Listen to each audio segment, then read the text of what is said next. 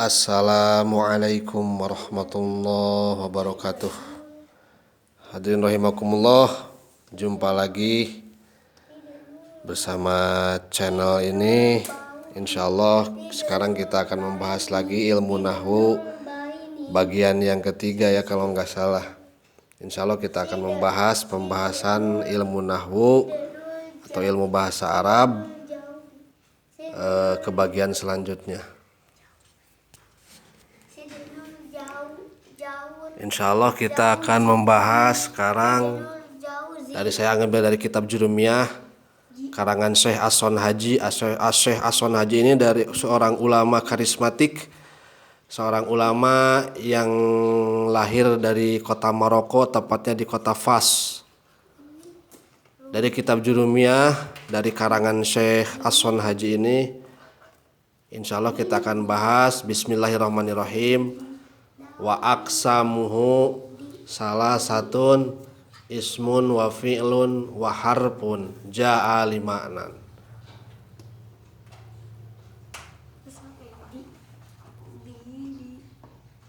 Wa aqsamuhu salah satun ismun wa fi'lun wa harfun ja'a lima'nan. Saya akan pakai logat-logat bahasa Sunda. Bismillahirrahmanirrahim. Wa aqsamuhu sareng ari pirang-pirang bagian kalimat anu membentuk kalam. Wa aqsamuhu sareng ari pirang-pirang bagian kalimat yang membentuk kalam. Salah satun eta ayat tilu ismun rupina nu kahiji kalimat isim, wa fi'lun sareng rupina nu kadua kalimat fi'il, wa harfun sareng rupina nu katilu kalimat huruf. Jaa anu datang itu kalimat huruf, datang nate lima'nan karena aya makna anu dituju. Alhamdulillah kemarin kita sudah membahas kalam. Kalam itu berkumpulnya kaid-kaid yang 4, yaitu ketika berkumpul lafad, murokab, mufid, dan wado, maka itu disebut kalam. Nah sekarang kita akan membahas kalimat, yang mana kalam tidak akan terbentuk. Kalam tidak akan bisa terbentuk terkecuali dengan adanya kalimat. Jadi kita tidak akan bisa membuat kalam kalau tidak ada kalimat. Nah yang dibahas di sini adalah kalimat. Kaul kimusonib, kaul Syekh As-Son Haji tentang waqsamuhu salah satu ismun wa fi'lun harfun ja'a limanan, ini membahas kalimat. Kalimat yang membentuk atau yang menjadikan sebuah kalam.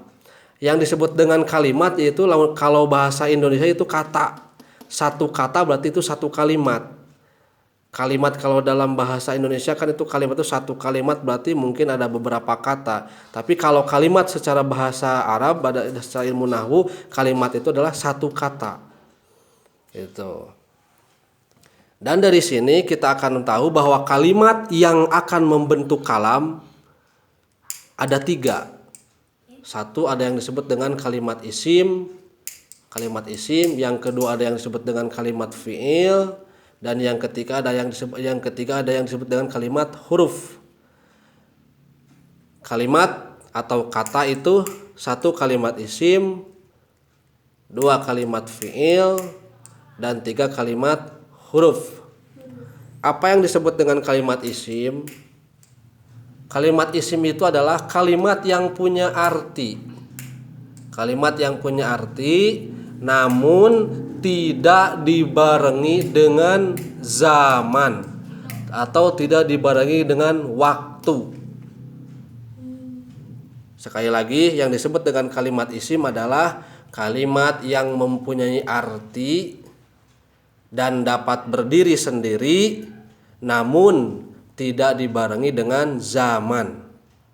Contoh, saya ambil contoh misalkan di sini ada kalimat jaidun atau jaidan atau jaidin atau kitabun, kitaban atau kitabin. Contoh saja satu, Zaidun. Zaidun ini adalah contoh dari kalimat isim. Contoh dari kalimat isim. Zaidun punya arti, tentu punya arti. Zaidun itu artinya adalah sebuah nama, seseorang yang bernama Zaid. Jadi punya arti tersendiri dan bisa berdiri sendiri lafaz Zaidun ini. Zaidun ini punya arti namun tidak ada zaman, tidak ada waktu yang membarengi kalimat Zaidun. Contoh, tidak ada seperti sudah Zaid atau akan Zaid atau sedang Zaid. Tidak ada waktu sudah, tidak ada waktu sedang, tidak ada waktu akan, tidak ada waktu yang berlalu akan dilakukan atau masa depan atau waktu yang sedang dilakukan. Tidak ada. Zaidun ya udah Zaid. Artinya di sebuah nama, Zaidun ya si Zaid. Itu. Nah, itu kalimat isim. Jadi punya arti namun tidak dibarengi dengan waktu. Yang kedua adalah kalimat fi'il. Kalau kalimat fi'il itu kalimat yang punya arti sama dengan tadi kalimat isim, kalimat yang punya arti namun dibarengi dengan zaman. Kalimat yang punya arti dan dapat berdiri sendiri dibarengi dengan zaman pula. Jadi ada zamannya di fi'il mah. Kalau kan tadi isim nggak ada zamannya atau nggak ada waktunya. Kalau isim, kalau fi'il ada.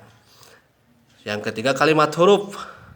Kalimat huruf itu apa? Kalimat yang tidak mempunyai zaman dan tidak kalimat yang tidak sama dengan kalimat isim dan tidak sama dengan kalimat fi'il. Artinya kalau dalam bahasa Indonesia kalimat huruf ini lebih identik dengan kata-kata sambung seperti dan, atau dan sebagainya. Kata sambung lah kita anggap. Kembali lagi kepada kalimat isim. Kalimat isim ini secara garis besar mempunyai dua bagian. Satu ada isim yang disebut dengan isim mu'rab. Satu ada yang disebut dengan isim mu'rab.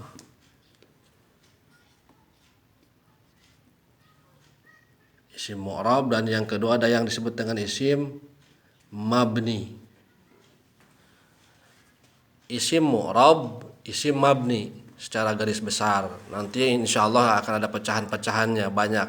Cuman kita ambil yang mudah dalam tempo yang sesingkat-singkatnya. Isim itu ada dua secara garis besar. Satu isim mu'rab, dua isim mabni. Isim mu'rab itu adalah isim, kita lihat contoh di sini. Contohnya ada seperti lafaz Zaidun, Zaidan, dan Zaidin. Ada lagi contoh kitabun, kitaban, kitabin.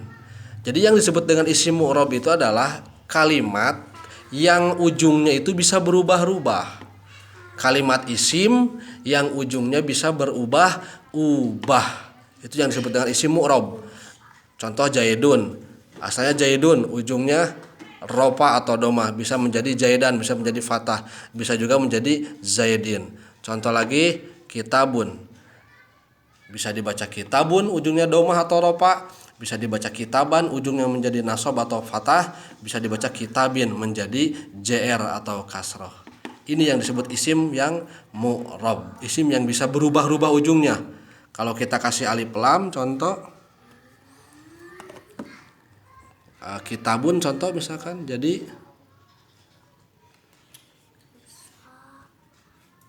al kitabu, bisa dibaca al kitabu atau dibaca al kitaba, jadi patah al kitaba. Boleh juga dibaca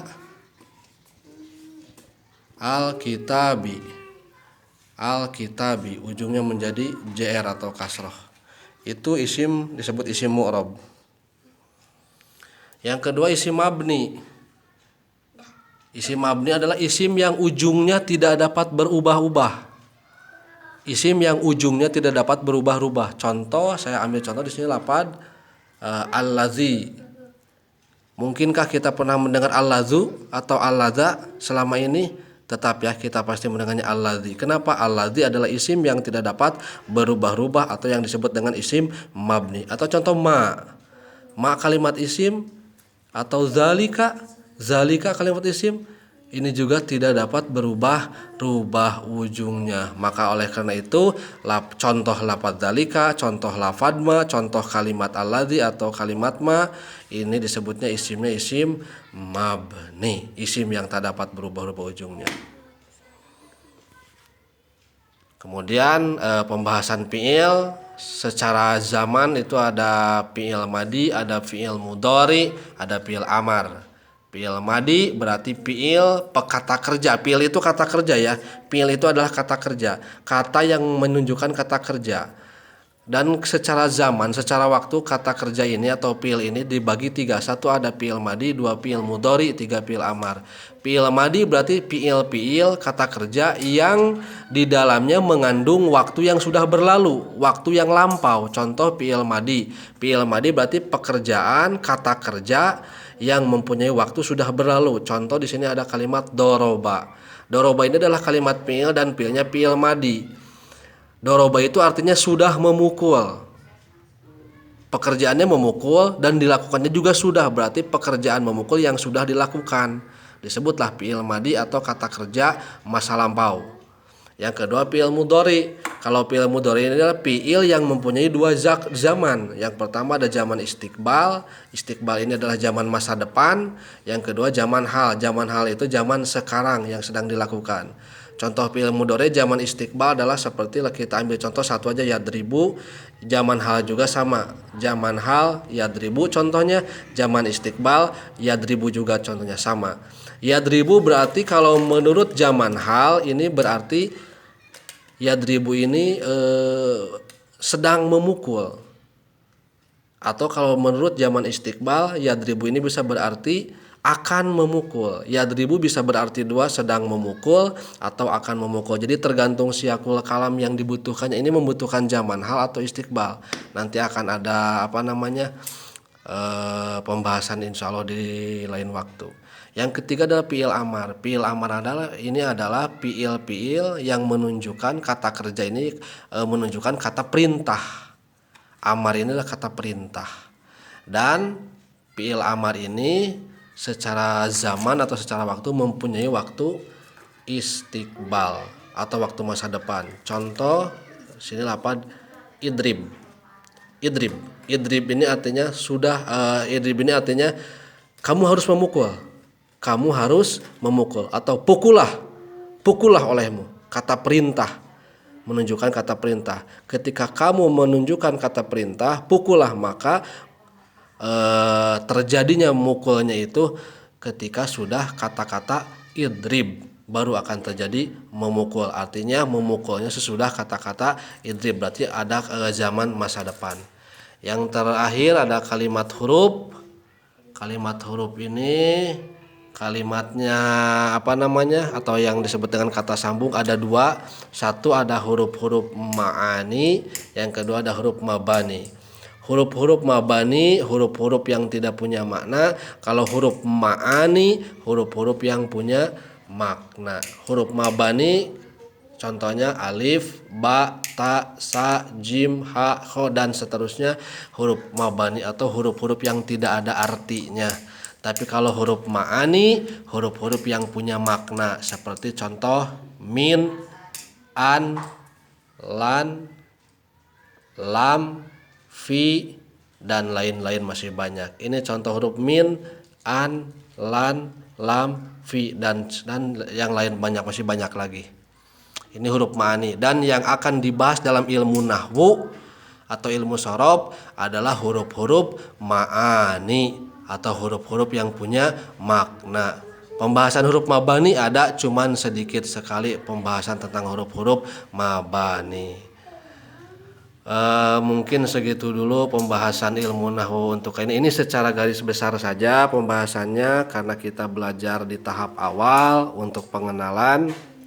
Semoga pembahasan ini bermanfaat bagi kita semua, bermanfaat dunia akhirat, dan semoga menjadi ilmu penerang jiwa menjadi ilmu yang dapat mendekatkan kita semua kepada Allah Subhanahu wa taala, mendekatkan kita kepada junjungan Kangjeng Rasulullah sallallahu alaihi wasallam, dan semoga ilmu ini menambah rasa takut kita akan ancaman Allah dan siksaan Allah. Amin Allahumma amin. Hadanallahu wa iyyakum ajmain. Wassalamualaikum warahmatullahi wabarakatuh. Waalaikumsalam warahmatullahi wabarakatuh.